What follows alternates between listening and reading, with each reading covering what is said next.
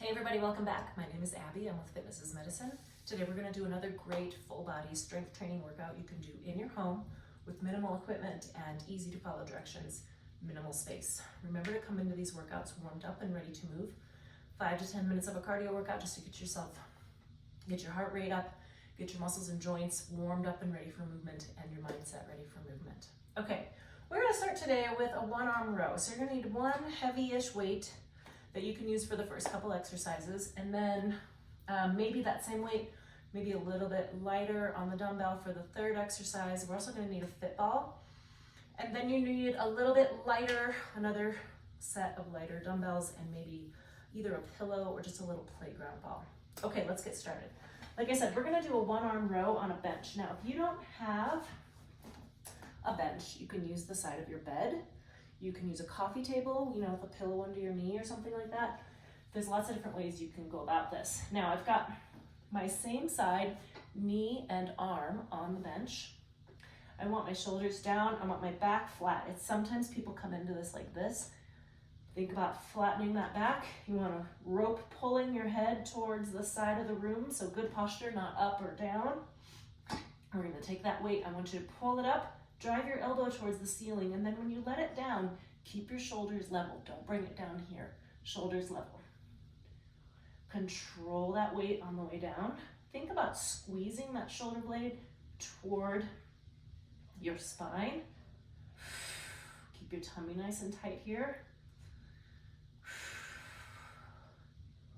8, 9, and 10. Now you can, if you're on a bench, you can set it down and go to the other side. If you're on a bed or another situation, you can turn around. But you want the same side, knee and hand on that bench, your hand directly beneath your shoulder, tummy tight, back flat, neck in a neutral position. Squeeze that shoulder blade towards your spine. Think about driving that elbow towards the ceiling. Tummy nice and tight. 9 and 10. All right, when you get to the end of that, you really should feel it strongly in your core as well. Okay, I'm gonna set this weight on my chair here, and then I'm gonna push my bench out of the way. I forgot to mention you're also going to need a chair. Most people have those in their homes. Okay, we're gonna do sit to stand, holding on to that weight. So just hold on to the ends of it. We're gonna stand up and control it down. You don't have to go slow or fast, but you wanna control it, no plopping. Now, if you really can't do this without your hands, that's fine. Put the weight up and use your hands. I'd rather have you be safe. If you're having any knee pain, try staggering your feet just a touch, not very much, but you can put if your knees are bothering you, one side more than the other, put that foot a little bit in front, or you can try both ways and see which feels better. 3 more. Just keep that weight close to you. And 10. All right. Now I'm going to set this on the floor here, move my chair. Grab a fit ball if you have one. If you don't, you can do a bridge on the ground. Or if you don't feel comfortable sitting on a ball. I'm going to use that same weight. You may want to use one just a little bit lighter, but we're going to do triceps. So we're going to pull out into a bridge and do skull crushers. The point is not to crush your skull, so you're supposed to go very slowly. And if you feel like the weight that you just used is going to be a little bit heavy, grab a lighter one. All right, we're going to walk out to a bridge. You want your head and shoulders resting comfortably on top of the ball. Press straight overhead. You want to keep your elbows in the exact same place. So you're just bending your elbows and then straightening slowly so you don't actually hit your head. Controlled, think about squeezing those glutes.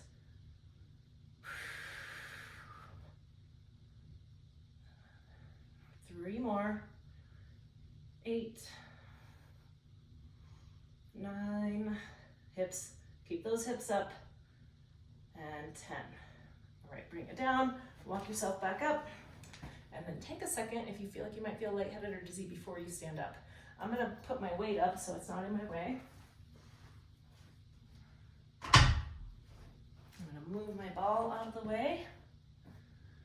Okay, now I have a lighter set of dumbbells here, light or medium. We're gonna do some forward raises. So let's try this either in a staggered stance or a tandem stance.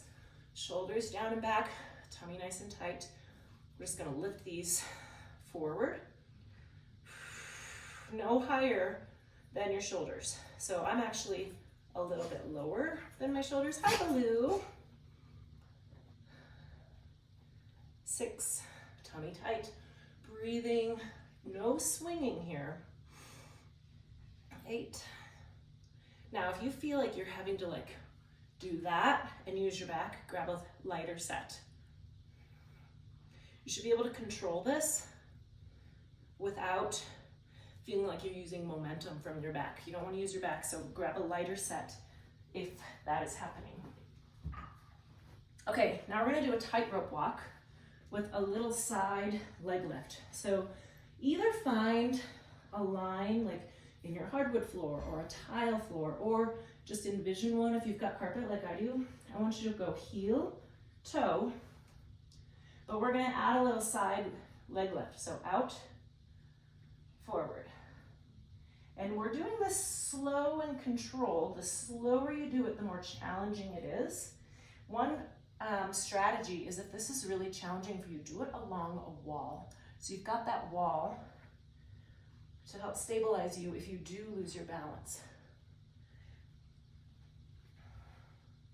So we're getting a little glute squeeze in addition to this balance, a little glute action.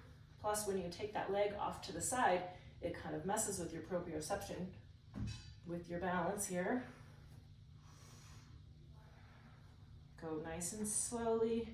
You could also try this barefoot. It would be a little bit more challenging. Breathe. Always tummy nice and tight. And rest. Good. Okay, we're gonna end on the floor. And I've got this little playground ball.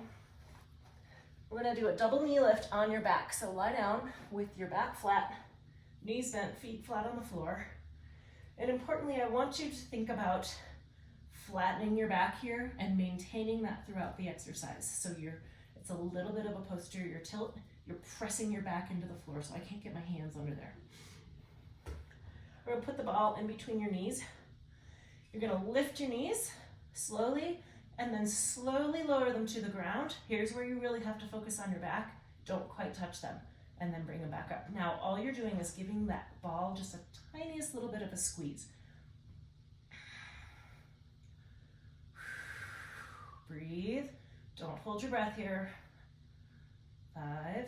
Nice and slow. Don't quite touch your feet. Now, if you really just can't do this, then do touch your feet. Bring it down, touch, refocus. Really keep that back flat. If you can't keep that back flat, then touch your heels. Retry. We'll do 2 more.